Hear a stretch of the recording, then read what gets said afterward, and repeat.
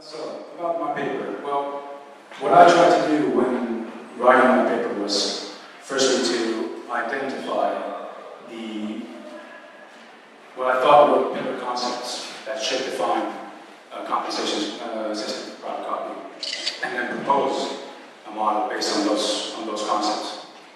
And the very first thing that I think needs to be established is this very simple question, which is who should pay for private copying? Surely the only reason to ask for financial compensation of any kind is if someone is actually profiting from private copying. Okay? Consumers are ultimately the ones copying files that are protected in copyright law, but all they really gain from it is the ease of having the files that they've lawfully purchased on the different devices that they own. So I think that that's a pretty, that seems very reasonable to me in this day and age.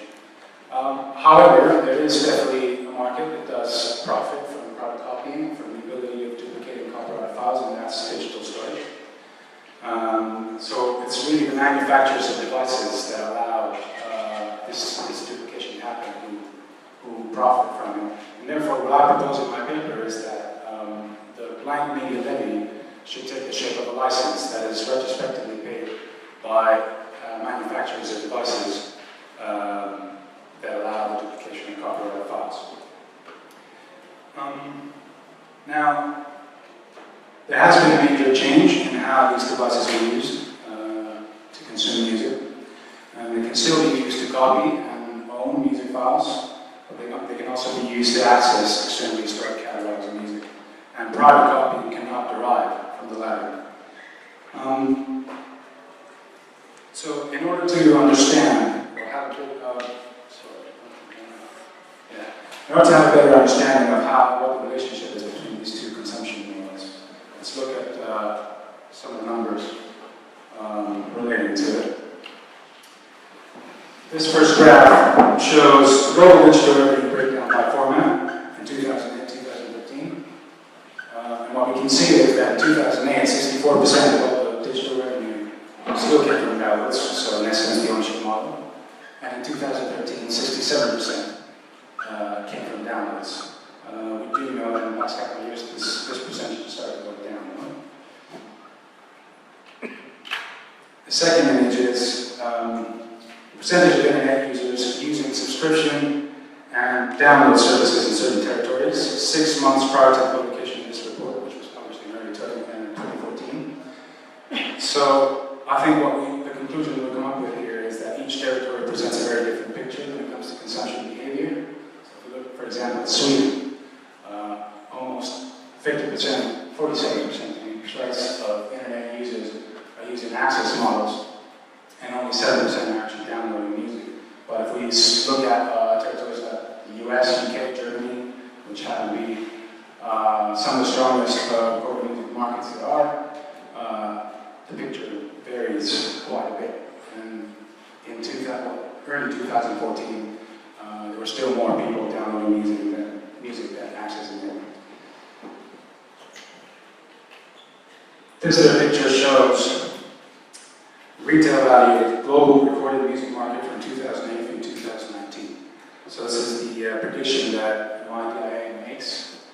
And what we see is that by the end of the decade, 32% of the revenue will still be generated from physical. And if we take a closer look to the digital, this is the retail value of the global digital music revenue, 2008 through 2019. The numbers are not in the picture, but I'll tell you what they are. Downloads will represent 29% of digital revenue, and streaming will represent 71%. This is according to YDIA. So I've come up with several conclusions by looking at these numbers. The first one being that the access model is undoubtedly gaining ground against the ownership model and will continue to do so in the near future. Second one is that the pace at which this shift is happening is rather moderate, and that by the end of the decade, the ownership model will still be relevant. and therefore the grounds do exist to establish a compensation system.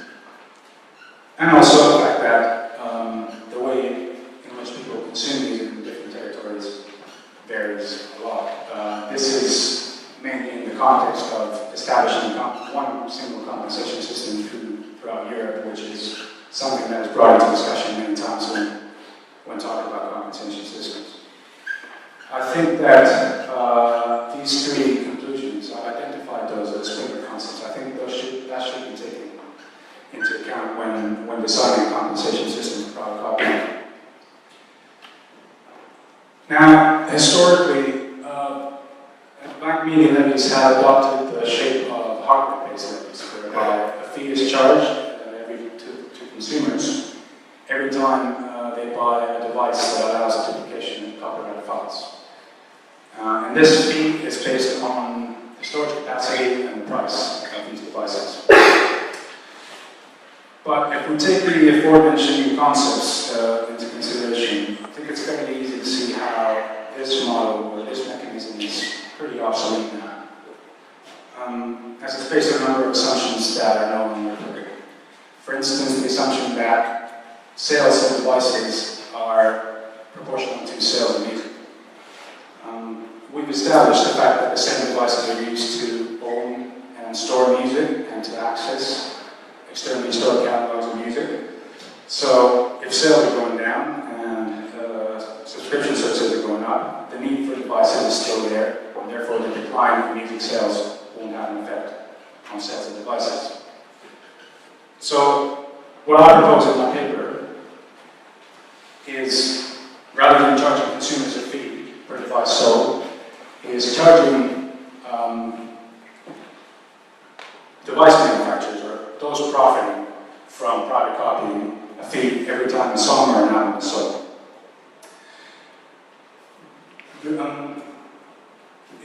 By doing this, we guarantee a proportionate level of income revenue from the system itself, the revenue from the ownership of all the music consumption in the first place, and also the territorial concordance will also be guaranteed, again in the context of establishing this at a European level.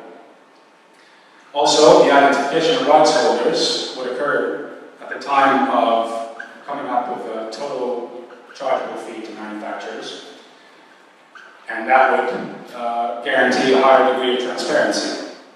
Because instead of just collecting the money from devices and then putting everything into one pot and then that passing to different hands, and finally rights holders just waiting to see how much money hits their accounts, if you look at your sales of songs and albums, you should already have a pretty good idea of how much you should get from private copying. And also, I think that it's interesting to comment that this model could be extrapolated to other digital content industries. So the film industry, for example, thought that private copying is something that affects them as well. It's a model that they can use as well, which I think is fairly interesting. So, all in all, the concept here is for the compensation system to work around music rather than devices. Given how fast technological evolution occurs, obsolescence is a constant threat, but what never changes are songs. So by focusing on songs instead of devices, at the time of collecting the money for private copying, I think that the compensation system have a greater chance of remaining enforceable throughout the evolution of technology. And finally, I'd just like to comment on how I think that the concept of private copying is about to enter a whole new dimension. I think the next big thing is 3D printing, which is already here. We are very close to being able to make limitless, perfect copies of virtually anything. This will definitely happen soon. And an example is 3D printed shoes. I think it's already a thing. There are some TED Talks about 3D printing. One of them is a speaker that has 3D printed, he's wearing 3D printed shoes that perfectly fit his feet. And I just wonder if brands like Nike or Adidas or New Balance are considering the possibility that one day people might be able to take their designs and print their own shoes at home, for example. So For those who might think that the idea of product copying is an old idea that the music industry has had, well, let's see how this plays out. And that's everything on my part. Thank you very much.